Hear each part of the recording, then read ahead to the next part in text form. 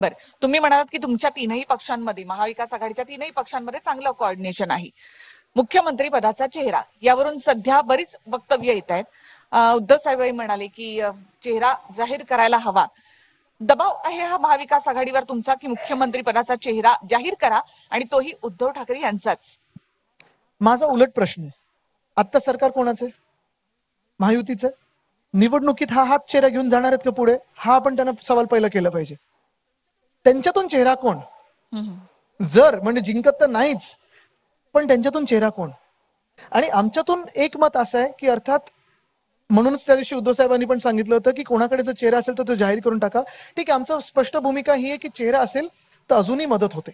निवडणुकीत एखादा चेहरा विश्वासू जेव्हा समोर येतो, जसं आम्ही उद्धव साहेबांचा चेहरा बघतो की विश्वासू आहे. आपण पाहताय की प्रत्येक जण त्यांना कुटुंब प्रमुख म्हणून मानतो, त्यांचं काम बघितलेलं आहे. शेतकरी बांधव असतील, महिला असतील, तरुण असेल, एक विश्वास आहे की अरे हा माणूस महाराष्ट्रासाठी दिवस रात्र मेहनत करतो, काम करतो आणि महाराष्ट्राच्या हिताचं काम करेल.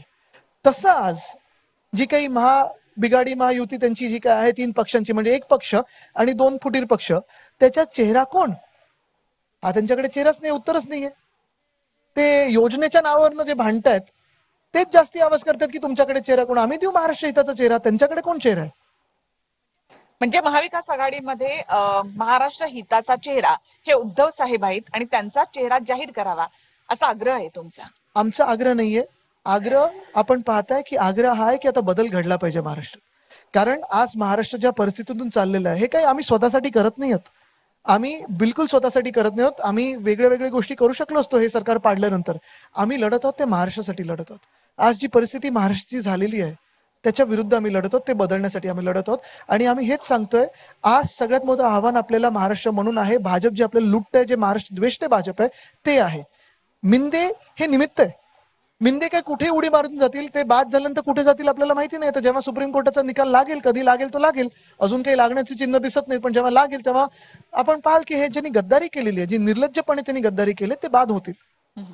पवार साहेब असं म्हणाले की ज्याच्या जागा जास्त येतील त्याचाच मुख्यमंत्री बनेल. नाना पटोलेंनी चर्चा होतील. तुम्हाला अजूनही सांगतो, ही प्राथमिक चर्चा आहे. अजूनही अंतर्गत चर्चेमध्ये तुम्हाला अशाही बातम्या मिळतील की खेचाताणी झाली, एखाद्या सीटवर जास्तीच ताणलं गेलं, आणि हे व्हायला पण पाहिजे. कारण जर तुमच्याकडे एखाद्या सीटवर ताकद नसेल तर तुम्ही ती सीट मागणार नाही. मग युतीमध्ये राहून काय उपयोग आहे? तिन्ही पक्षांची जर ताकद असेल तर तुम्ही ती सीट मागाल, खेचाताणी होईल आणि नंतर सीट मिळाल्यानंतर ती सीट तुम्ही जिंकून काढून देऊ शकता. ही ताकद तिन्ही पक्षाची असायला पाहिजे. आजच देवेंद्र फडणवीस असं म्हणाले की पवारांच्या मनामध्ये 3 नावं निश्चित आहेत, मात्र त्या 3 नावांमध्ये उद्धव ठाकरे यांचं नाव नाही. फडणवीस साहेब पण नाही आहेत.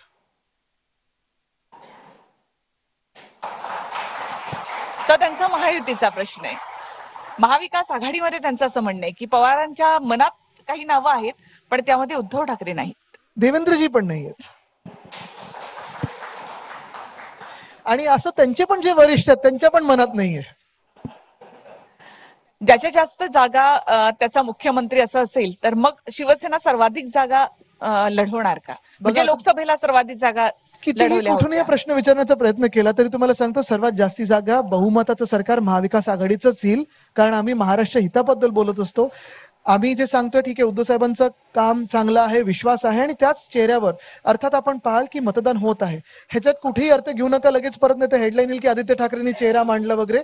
मी एवढंच सांगण्याचा प्रयत्न करत आहे की आम्ही सगळे, उद्धव साहेब असतील, मी असेल, सगळे आमचे जे कार्यकर्ते आहेत, नेते आहेत, सगळी मंडळी आहे, आम्ही महाराष्ट्र हितासाठी लढत आहोत आणि महाराष्ट्राच्या हक्कासाठी लढत आहोत. आमचं जर सरकार असतं या गेल्या 2 वर्षामध्ये तर आज आपण पाहिलं असतं की शेतकऱ्यांना परत एकदा कर्जमुक्ती करून दाखवली असते आणि आज जे शेतकरी हतबल झालेत ते झाले नसते. पोलीस हाऊसिंग जे आम्ही 650 कोटी दिले होते त्याचं काम सुरू झालेलं दिसलं असतं. महाराष्ट्र सिक्युरिटी फोर्स, एवढी मोठी फौज आहे पण त्यांचे प्रश्न तसेच प्रलंबित ठेवलेले आहेत. आपण पाहत असाल शेतकऱ्यांचा एक विषय, बेरोजगारीचा मोठा विषय वाढत चाललेला आहे. कारण शेतकऱ्यांची सगळी मुलं ही शहराकडे येतात, शेतीत त्यांना कुठे येतं होप दिसत नाही, हे सरकार मदत करत नाहीये. पण MIDC मधून जर आज आमचं सरकार असतं तर तळेगाव इथून वेदांता फॉक्सकॉन हा भाजप आणि मिंदेनी गुजरातला पाठवला नसता. आज आमचं सरकार असतं तर एअरबस टाटा असेल, बल्क ड्रग पार्क असेल, मेडिकल डिव्हाइस पार्क असेल, हे गुजरातमध्ये गेलं नसतं, हे महाराष्ट्रातच आलं असतं.